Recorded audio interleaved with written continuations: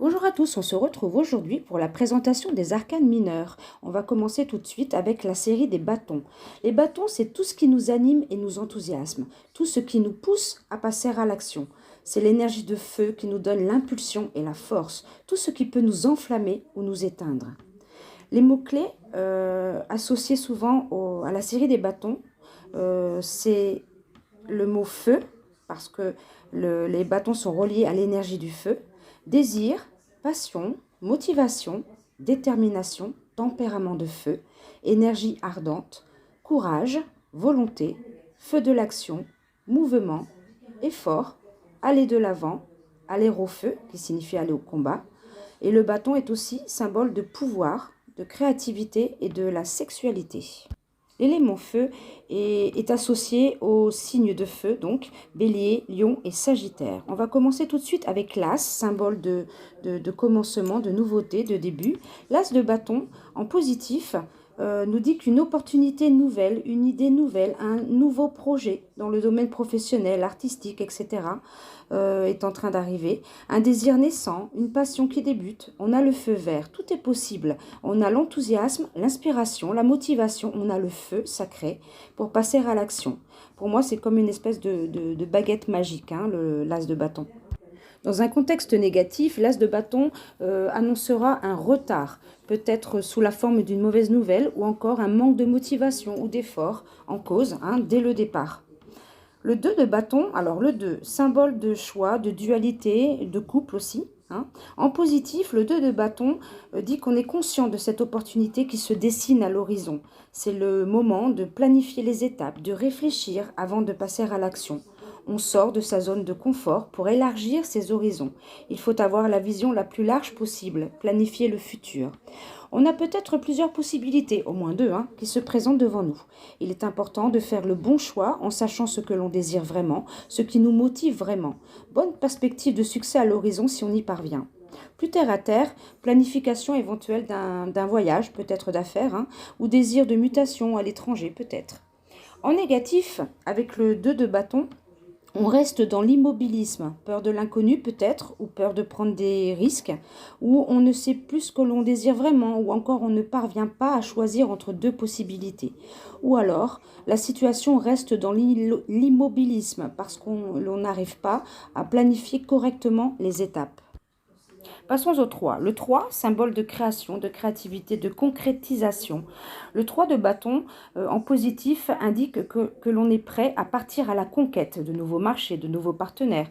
On a une bonne vision du futur, on a une vision plus large des choses pour passer à l'action, pour concrétiser. Succès à l'horizon. Opportunité de collaboration, de partenariat aussi. Plus terre à terre, cet arcane peut évoquer un voyage, un déménagement. En négatif, on n'est pas prêt pour passer à la concrétisation du projet. Projet irréaliste, peur de l'inconnu, manque de perspective peut-être. Passons au 4. Le 4, symbole de fondation, de stabilité. Le 4 de bâton évoque des festivités, une célébration, la joie, le bonheur, la stabilité en famille, entre amis. On fête un événement ou encore une réussite, un examen par exemple, une promotion. On célèbre dans la joie ce qui est important pour nous, un mariage, une naissance. Cet arcane célèbre aussi la joie de construire sur des bases solides, sur des bases stables, la joie de consolider ensemble. Cette carte évoque la solidité du foyer aussi, une réconciliation possible. Tout ça nous permettra d'être encore plus forts pour passer à l'action dans le domaine pro par exemple. Le 4 de bâton nous incite à participer à toutes les fêtes, à toutes les sorties, entre amis, en famille, et à élargir notre cercle de connaissances. Dans un contexte défavorable, difficultés relationnelles, mésententes familiales ou avec l'entourage, parfois avec qui l'on travaille d'ailleurs, on ne parvient pas à profiter des bons moments en famille ou avec les amis, ou encore succès ou bonheur retardé. Passons au 5. Le 5, symbole de situation conflictuelle, de déséquilibre. Le 5 de bâton évoque souvent des choses quand même assez négatives. Conflit, lutte, adversité, rivalité, situation de compétition avec les autres, peut-être la concurrence. Il nous faut employer toute notre énergie pour nous battre et relever ce défi. Alors, en carte obstacle, refus d'entrer en compétition, on fuit le conflit, ou encore, on manque d'énergie pour lutter contre les rivaux. Le 6 maintenant, symbole d'harmonie, de sécurité, d'équilibre. Alors le 6 de bâton, En positif, c'est la victoire. On a vaincu les obstacles, on se sent vainqueur et on peut en être fier. La confiance en soi est boostée. On est encore plus motivé. Cette carte peut évoquer une promotion, par exemple. En négatif, on a l'impression de ne pas être reconnu dans son travail, ou on manque de confiance en soi. Ou à l'inverse, ego démesuré, ou tout simplement un retard. La promotion ou l'augmentation que l'on mérite tant tarde à arriver. Passons au 7 de bâton. Il est aussi assez négatif comme arcane. Ça indique une période d'adversité. Il va falloir défendre sa position, ses opinions, ses idées, son projet, ses intérêts, ses droits, tout ce qui est à soi. Se défendre face aux critiques, aux rivaux aussi. Courage, tenez bon, vous avez l'énergie et l'adresse du guerrier pour riposter et relever ce défi. En carte obstacle, on dira que dans l'adversité, on se décourage, on se démotive, on se sent impuissant, on a l'impression de ne pas pouvoir faire face seul. Le 8 de bâton maintenant, symbole de mouvement et d'action, le 8. Alors en positif, il évoque la vitesse et l'action.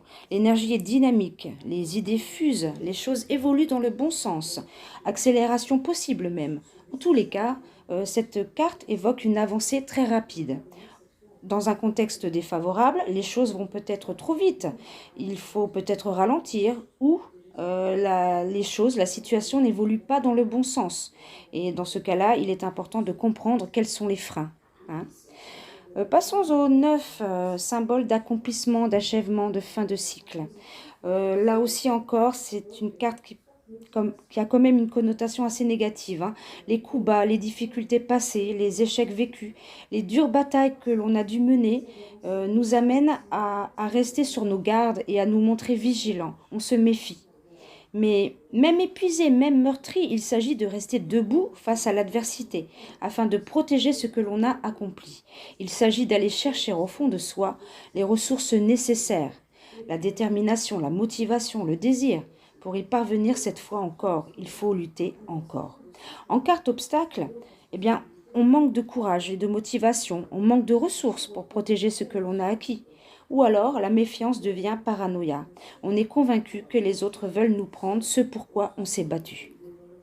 Passons à la dernière carte numérotée, le 10, symbole d'avènement d'un nouveau cycle, symbole de transcendance également. Le 10 de bâton, en positif, évoque notre forte motivation et notre force. Notre force, c'est notre volonté de prendre, de porter de lourdes responsabilités. Notre force, c'est aussi notre désir d'avancer, même seul et sans l'aide de personne, malgré la difficulté, malgré la lourdeur de la tâche. Notre force, c'est aussi notre endurance et une motivation de taille qui nous pousse à avancer et à vouloir aller au bout.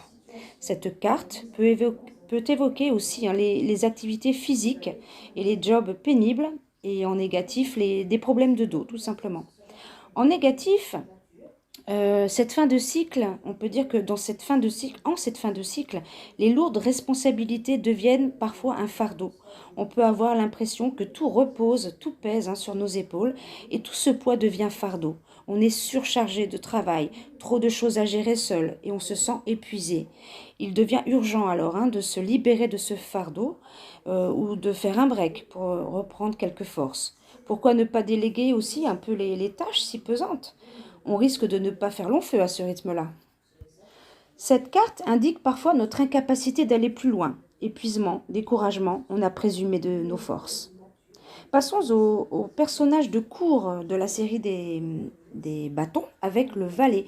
Le valet symbolise la jeunesse, l'apprentissage, le potentiel à exploiter, le manque d'expérience. Cette carte représente soit une jeune personne, homme ou femme, soit le ou la consultante, ou c'est la personnification d'une situation ou la mise en évidence d'un trait de caractère ou d'une façon d'agir.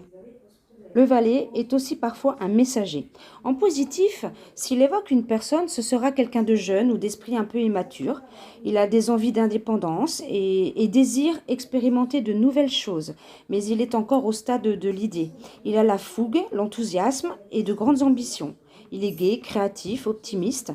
Il peut être un jeune membre de la famille, un jeune employé ou le consultant. Il manque encore de maturité et d'expérience. Il devra apprendre, mais c'est un bon élève, très motivé et plein de bonne volonté. Si c'est un messager, il est porteur d'une bonne nouvelle de la part de quelqu'un d'important. Ce message suscitera l'enthousiasme. Si on se montre bon élève, que l'on fait preuve d'une détermination sans faille, l'idée nouvelle, immature, le projet naissant, le désir balbutiant de notre petit valet pourrait bien devenir sérieux. En négatif, on dira qu'en mauvais élève, notre valet ne maîtrise pas du tout les qualités de la suite des bâtons. Retard dû au manque d'expérience, de maturité ou encore de motivation, procrastination. Ou encore, le tempérament de feu du valet pose problème. Arrogance, entêtement, impulsivité, refus d'écouter, genre ado rebelle ou mauvais élève. Si le valet évoque un message, il tarde à arriver, ou il n'est pas celui que l'on attendait. Déception, démotivation, découragement possible. Passons à présent au cavalier. Le cavalier symbolise l'action, le mouvement, le changement. Avec plus d'expérience que le valet, cette carte décrit souvent les extrêmes. Elle représente soit une personne, homme ou femme, le ou la consultante, soit c'est la personnification d'une situation ou la mise en évidence d'un trait de caractère ou d'une façon d'agir. Et ça peut évoquer également le déplacement. Alors pour moi, le cavalier de bâton, ce serait le DiCaprio dans Le Loup de Wall Street. En positif, tout feu, tout flamme, il aime être dans le feu de l'action. Ce qui l'anime et le pousse à agir, c'est la fougue, la passion, la gagne, le désir ardent. Il fonce avec une énergie de feu et détermination. Il peut être créateur et créatif. Il vendrait de la glace aux Esquimaux et des palmes à un banc de dauphins, lui. Il est aussi très charismatique. Si l'on est ce cavalier de bâton, on fonce, on est très motivé. À nous de traduire en action concrète ce qui nous anime tant. Le cavalier étant toujours en mouvement, il peut aussi évoquer un déplacement, un voyage, plutôt un voyage d'affaires d'après moi. Dans un contexte défavorable, le tempérament de feu est mal canalisé ou difficilement contrôlable. Il faut peut-être tempérer l'enthousiasme et l'ambition. Foncer tête baissée porte souvent préjudice. Ou à l'inverse, il y a un manque de dynamisme. On n'a pas, ou la personne qu'elle représente n'a pas, la détermination ni la pugnacité de notre cavalier de bâton. Un autre problème possible aussi, cette carte parle de passion, mais attention, la passion risque de ne pas faire long feu. Le cavalier de bâton peut annoncer quelque chose d'aussi bref qu'intense. Attention, aussi aux don Juan, aux beaux parleurs, aux escrocs. Cet arcane peut évoquer quelqu'un qui use de son charme, de son charisme pour arriver à ses fins. Cet arcane peut également nous inciter à montrer un peu plus d'ardeur dans nos actions. Il peut y avoir également un problème de libido, de manque de désir, c'est possible. Passons à la reine. La reine, symbole de maîtrise de sa suite avec une énergie féminine. C'est soit une personne, homme ou femme, soit le ou la consultante, soit la personnification encore d'une situation ou la mise en évidence d'un trait de caractère ou d'une façon d'agir. La reine de bâton, c'est en positif, c'est une femme d'action, très charismatique, qui a le feu sacré. Elle attire les autres grâce à son assurance, son aura, son dynamisme et son enthousiasme. Elle est très indépendante, créative, passionnée, c'est une passionnée. Elle est animée du désir constant d'élaborer de nouveaux projets et elle maîtrise les qualités de sa suite et agit avec subtilité et douceur. Elle sait convaincre sans imposer et fait preuve d'une grande détermination pour obtenir ce qu'elle désire ardemment, mais avec son énergie féminine. Si vous possédez toutes les qualités de la reine de bâton, vous réussirez comme elle. Inspirez-vous d'elle. Si cet arcane représente une personne intervenant dans votre vie, écoutez ses beaux conseils, vous pouvez lui faire confiance. Dans un contexte négatif, la reine de bâton évoque des manques ou des excès pour atteindre le niveau de maîtrise de notre reine. Le tempérament de feu devient par exemple colère, agressivité, ou à l'inverse, la personne manque de cette énergie de feu créatrice. La passion devient destructrice aussi. Ou à l'inverse, on a perdu le feu, on a perdu la passion. Dans d'autres cas de figure, la reine de bâton représente parfois une rivale, une ennemie redoutable, ou une personne agressive, arrogante ou encore dominatrice. Passons maintenant au roi. Le roi, c'est la maîtrise de la suite des bâtons avec l'énergie masculine. Ça peut être une personne ou la personnification d'une situation, comme on a vu tout à l'heure, ou la mise en situation d'une façon d'agir ou d'un comportement voilà, d'une façon d'être.